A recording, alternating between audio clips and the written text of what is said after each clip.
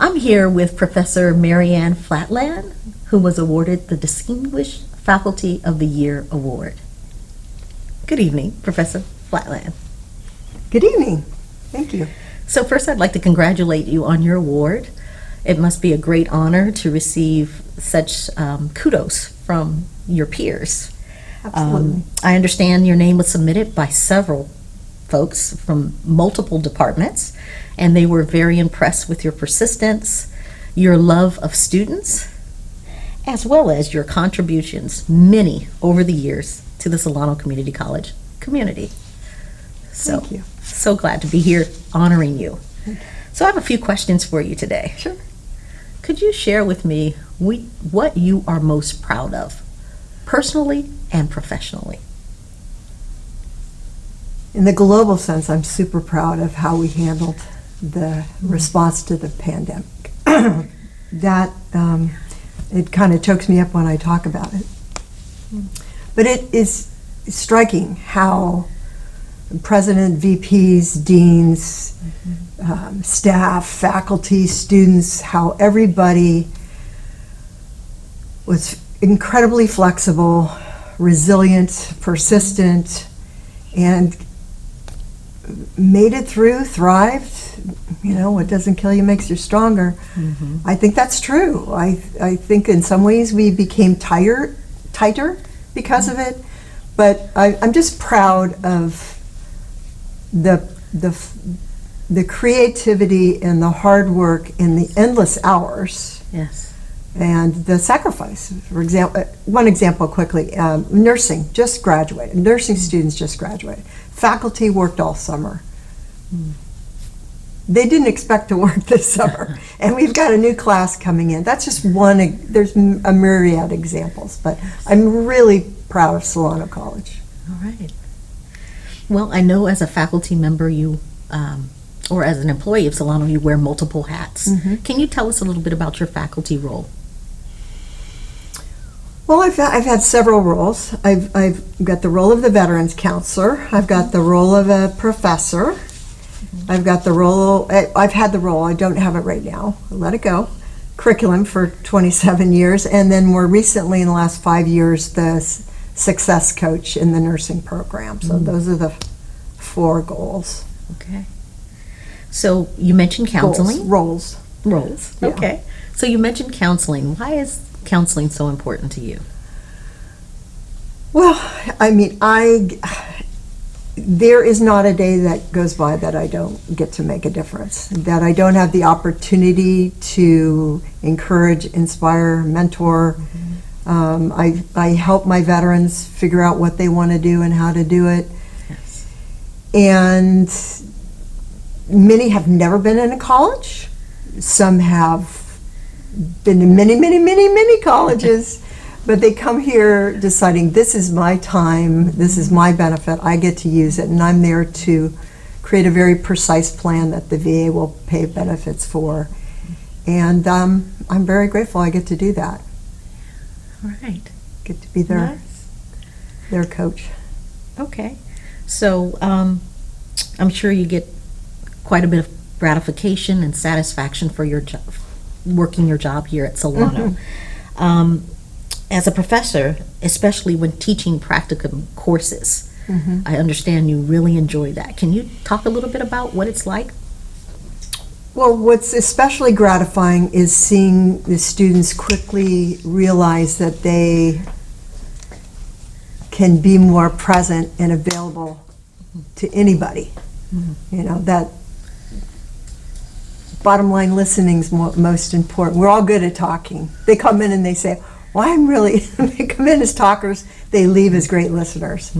And so teaching them the power of empathy and how to do reflective listening and how to sort out the issues.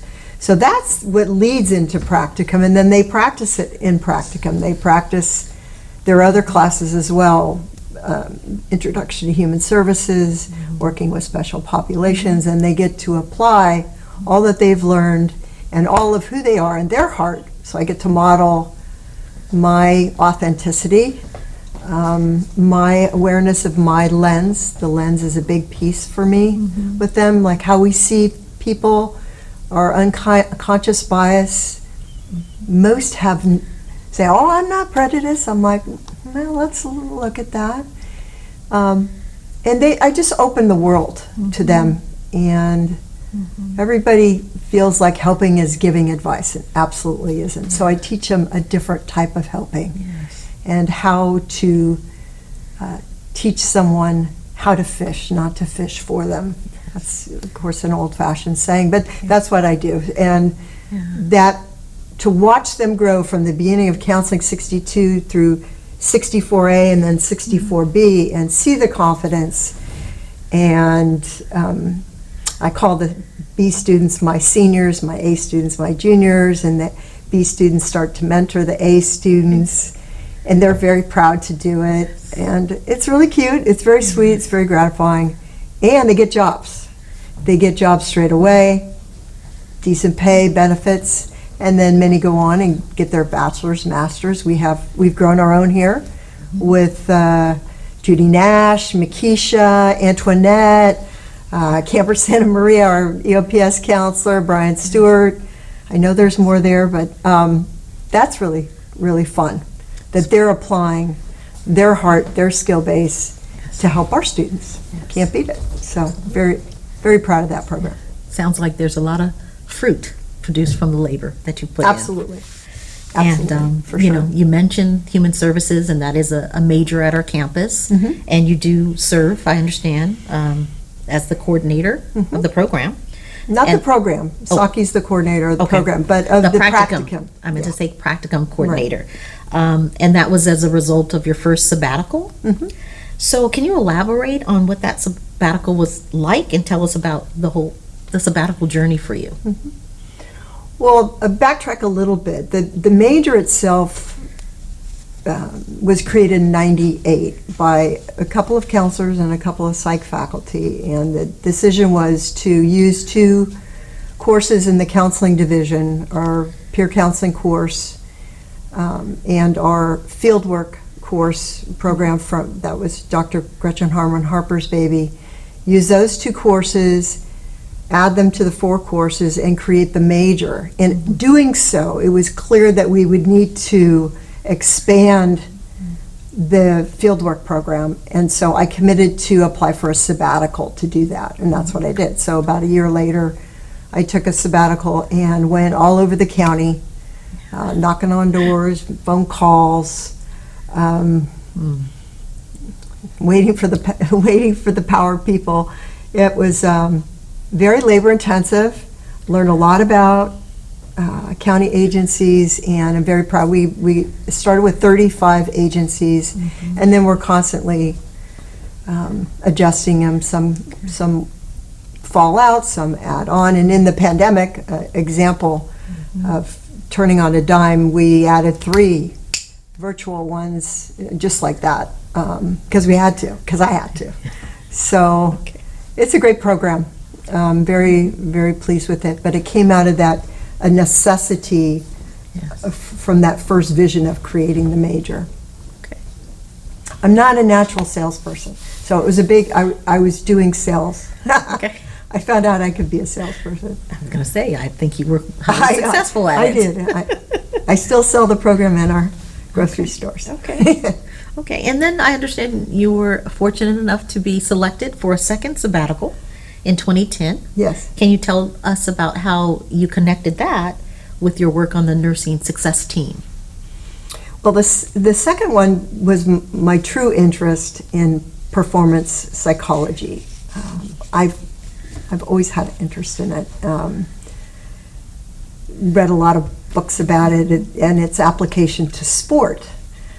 And I did some studying on my own to look at the broader aspects of it, and decided, you know what, I'm going to hone in on academics, how we can use performance psychology to help students visualize their future, find their motivation, be centered, manage their arousal states, find that narrow focus.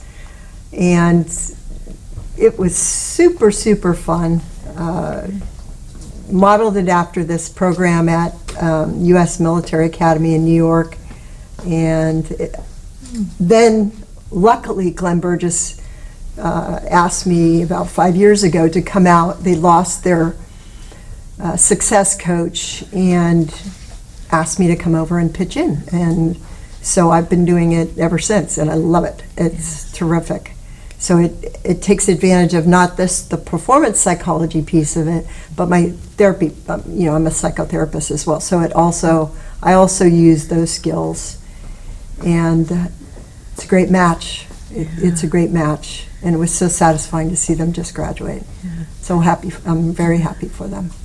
Sounds like the nursing students are quite fortunate to have you.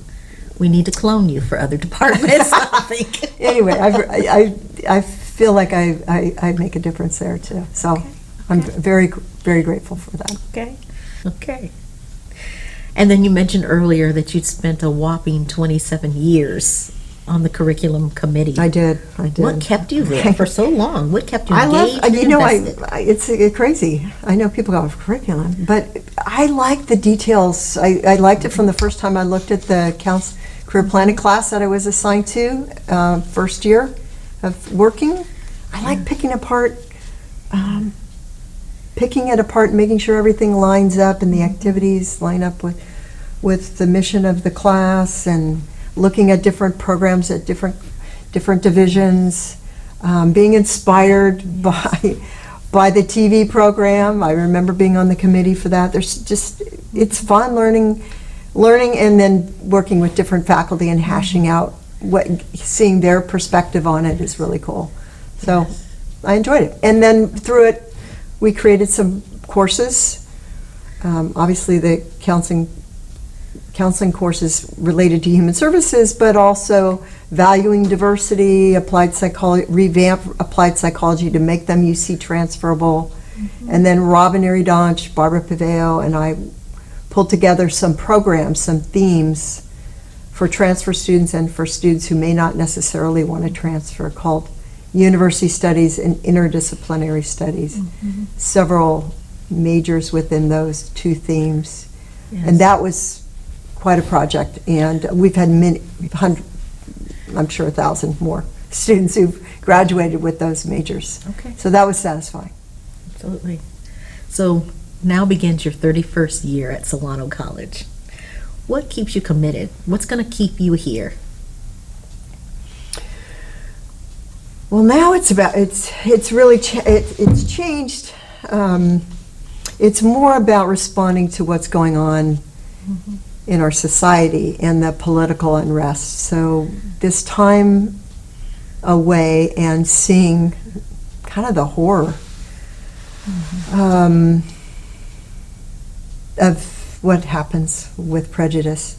I feel like as a college we can be more explicit about what we're going to do and take some action. So I started by looking at my section Ks, going back to the curriculum piece, mm-hmm. and then starting okay, I need to look at the mission. So I got the catalog, looked at our vision statement, looked at our mission statement, looked at our strategic goals, values, institutional learning outcomes, and so forth. And I said, boy, we got to do something with these. They could be more specific in terms of making it action-oriented to make our lives here, our students' lives, more equitable. Mm-hmm. And so that's where my head is and my heart is right now. Mm-hmm. That's where I am. Mm-hmm. So that's to engage in that type of work right now. That's right now. Part of your future. Okay. Right now. Well, right it's now. What's happening. It's right our now. current. And I'm doing it at home, and I want to do it on campus. Awesome. So that's what I want. That's where I am. Well, thank you, Marianna Flatland, for sharing your life with us. Congratulations once again on receiving the Distinguished Faculty of the Year Award. Thank you. And I hope all continues to work out well for you. And we are quite fortunate to have you here at Solano. Oh, thank you. Thank you. For your time. I'm grateful. I'm grateful to be here for the students more than anything. So it's been my privilege. Thank you. You're welcome.